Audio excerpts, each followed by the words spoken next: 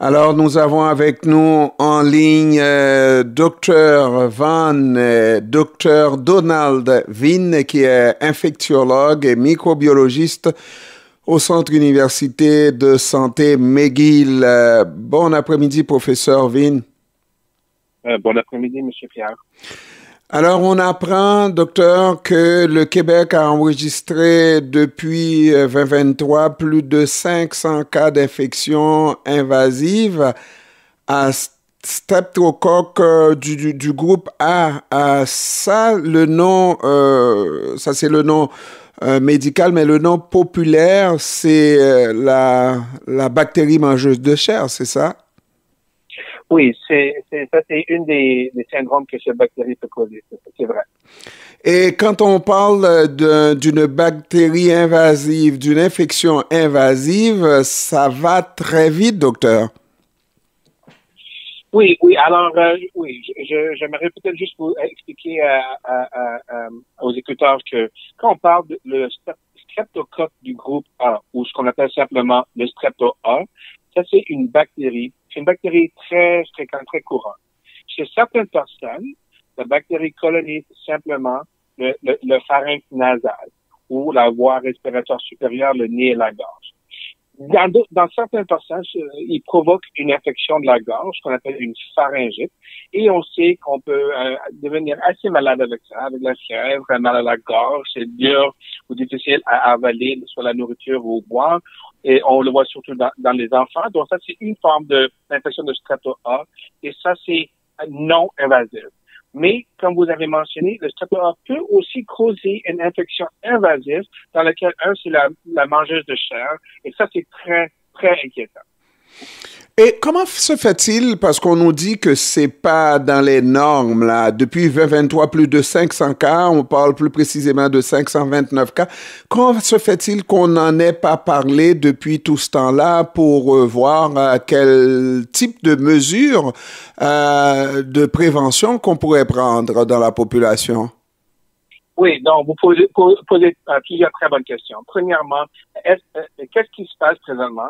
Il semble, basé sur les données épidémiologiques, qu'on a une hausse dans les cas de formes invasives, donc comme semblable à la mangeur de chair, mais il y a aussi des autres formes comme une infection du sang, ce qu'on appelle la bactériémie, et des autres types d'infections des organes ou des sites stériles dans le corps. Donc, pourquoi, qu'est-ce qui se passe? Qu'est-ce qu'on voit, c'est qu'il y a une hausse. L'augmentation, c'est bien sûr plus haut que dans les dernières années où on avait des mesures de santé publique à cause de la pandémie, mais il semble être même plus haut, légèrement, comparé aux chiffres avant la pandémie. Et ça, donc, qu'est-ce qui explique cette hausse? C'est pas tout à fait clair. Quand on a une hausse comme celui qu'on discute, ça pourrait être une réflexion d'une nouvelle souche de le strepto A. Et qu'est-ce qu'on voit dans certains pays, parce qu'on voit cette hausse, cette augmentation dans les cas invasifs dans plusieurs pays autour du monde. Et dans certains pays, comme en Europe, ils ont démontré qu'il y a une nouvelle souche dans certains cas. Donc, est-ce que ça c'est qu'est-ce qui se passe présentement? C'est dur à savoir. Et ça, c'est une chose. L'autre chose aussi, c'est que on a des formes invasives de strepto A souvent liées ou qui suivent une infection respiratoire virale, et on sait qu'avec qu'on a abandonné les mesures de santé publique, on a eu une hausse dans les infections virales comme la grippe ou le virus respiratoire syncytial. Et qu'est-ce qui arrive, c'est que suivant ces infections virales, on peut avoir, surtout dans les enfants, des cas invasifs. Donc, est-ce que ça contribue? Sûrement, mais pas exclusivement, parce qu'on sait qu'on continue à avoir des cas même sans les infections virus respiratoires. Et donc, dernièrement, on se demande, est-ce qu'il y a eu, avec les enlèvements des mesures de santé publique, une transmission élevée parmi des personnes qui ont pas eu beaucoup d'immunité pendant les 3 dernières années avec la pandémie. Et ça pourrait impliquer qu'il y a une transmission parmi des personnes vulnérables. Et généralement, docteur, on se compare lorsqu'il arrive des situations inusitées comme ça, on se compare premièrement au reste du Canada et on regarde du côté des États-Unis et enfin à travers le monde.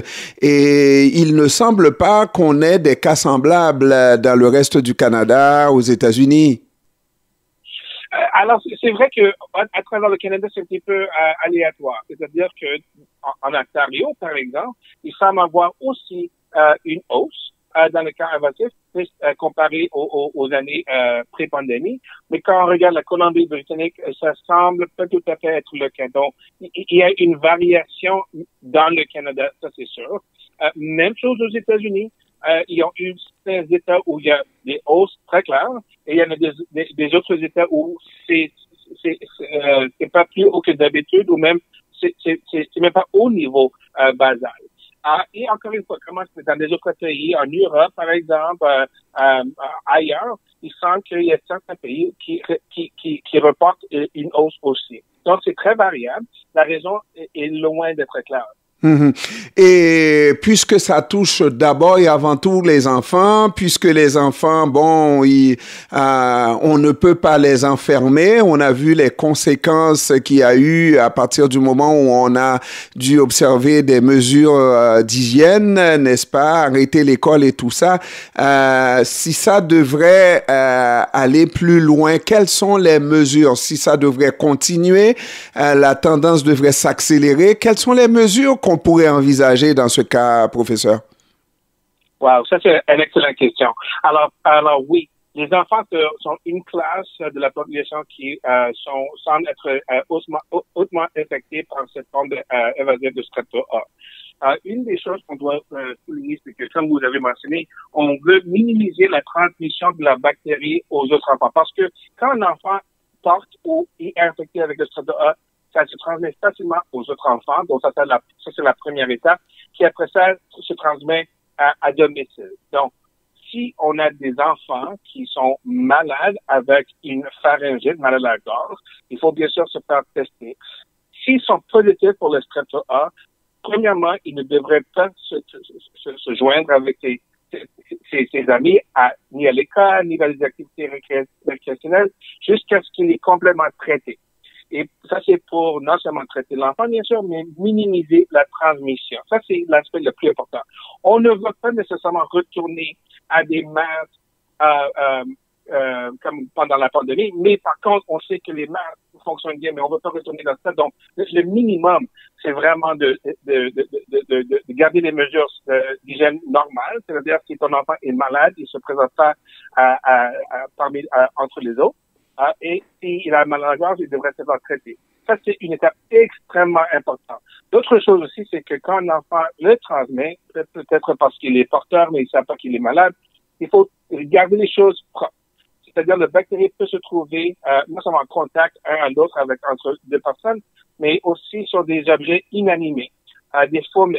Donc, ça veut dire que les cuillères, le bureau, les choses comme ça qui se partagent entre enfants, ça doit être nettoyé, surtout s'il y a un enfant qui est malade.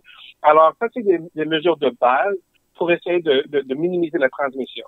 Est-ce que vous avez dit, docteur, qu'on peut être porteur et asymptomatique de sorte qu'on ne sache pas si on est porteur, on n'a pas mal à la gorge, on n'a pas d'infection en apparence visible, quoi?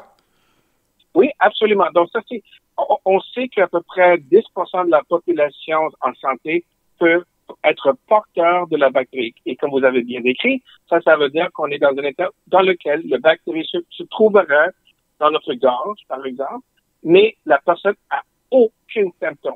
Alors ça, c'est la porteuse, la porteur. Et le porteur peut le transmettre aussi, mais on pense moins fréquemment que quelqu'un qui est actuellement symptomatique. Donc, c'est de continuer la mesure d'urgence, peut-être pas de façon accélérée et de façon très visible, mais de continuer c'est peut-être la suite logique aussi du virus précédent, la COVID? Oui, c'est sûr que si on a des symptômes, il faut bien sûr se faire dépister pour déterminer ce qui se passe. Non seulement parce qu'on veut savoir si la personne a le COVID ou la grippe ou quelque chose d'autre, mais aussi pour voir s'il y a le Streptocoque A qui nécessite, comme on a mentionné, des traitements. Oui, on devrait être vigilant, mais on est loin de dire qu'on va fermer les écoles. Il faut simplement suivre les mesures normales d'hygiène. Et aussi, juste pour mentionner que ça, c'est une forme de transmission. L'autre aussi, bien sûr, c'est qu'on peut avoir quelqu'un qui a une plaie infectée ou l'infection de la peau, comme ce qu'on appelle l'impétigo ou la cellulite. Ça, c'est quand la peau est infectée avec le strep A. Et encore une fois, c'est très contagieux. Dans les enfants, surtout, qui ont ça, ne devraient pas se présenter à l'école parce qu'ils risquent, encore une fois, de le transmettre de cette façon, même s'ils ont pas mal à la gorge. Alors, on parle d'une plaie qui arriverait de nulle part, mais si moi, je me suis blessé en faisant une activité, est-ce que cette plaie-là peut être suspecte ou est-ce que c'est la plaie qui arriverait de nulle part, là, qui est inexpliquée suite à une inflammation, quelque chose? Alors, on parle surtout de ce qu'on appelle ici une cellulite, une infection de la peau. Donc, qu'est-ce qui arrive, c'est que quelqu'un a percé la peau, disons, ils se sont blessés, ils ont marché sur une roche, ils se sont coupés, etc. Et qu'est-ce qui arrive, c'est que la plaie devient infectée. Ça devient rouge, ça devient douloureux, la personne peut avoir la fièvre. À ce point, on sait d'habitude que les personnes vont aller voir un médecin, ils vont être testés, ils vont recevoir le traitement, et ça se résout. Mais par contre, pendant cette période où l'infection se développe, ils cherchent un médecin, ils reçoivent le traitement, il y a quand même une période de contagiosité. Donc ici, ce qu'il faut faire, c'est de surtout pas toucher les plaies des autres personnes. Ça semble un petit peu nul comme idée, mais il y a certaines fois, surtout dans les enfants, on peut avoir l'impétigo, c'est-à-dire surtout autour de le menton ou la bouche, on peut avoir des plaies qui sont pas très profondes, un petit peu douloureux, mais pas vraiment douloureux, mais ça coule un petit peu de liquide. Ça a l'air un petit peu comme du miel, ou même un petit peu hors pâle qui coule. Et c'est parce que c'est pas trop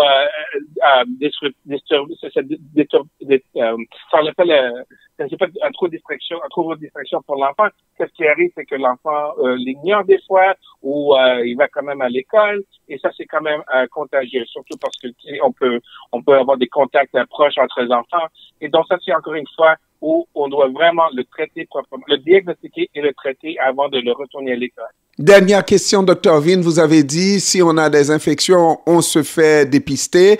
Il y avait, parce que lorsqu'on parle de la gorge, on a des dispositifs à la maison, la trousse qui a servi pour la COVID. On ne peut pas, j'imagine, l'utiliser dans ce cas-ci. Il faut absolument aller dans une clinique à l'hôpital. Oui, alors c'est un point très clé que vous mentionnez. Le test pour dépister pour le COVID est simplement pour le COVID. Si quelqu'un, disons, a le mal à la gorge, difficulté à avaler, peut-être on la fièvre, peut-être un petit peu de ganglion dans le cou élargi là, ou douloureux, ça c'est ce genre qui doivent aller voir leur médecin. Pas nécessairement à l'hôpital, ni à la salle d'urgence surtout, mais à une clinique. Clinique de médecin de famille, de son rendez-vous, peu importe. Et là, ils pourront faire le dépistage. C'est un test assez bien distribué partout dans les cliniques au Québec. Et les gens peuvent avoir une réponse assez vite. Et si c'est positif, même dans le bureau, ils peuvent avoir une prescription pour leur traitement. Docteur Donald Vin, infectiologue et microbiologiste au Centre universitaire de santé McGill.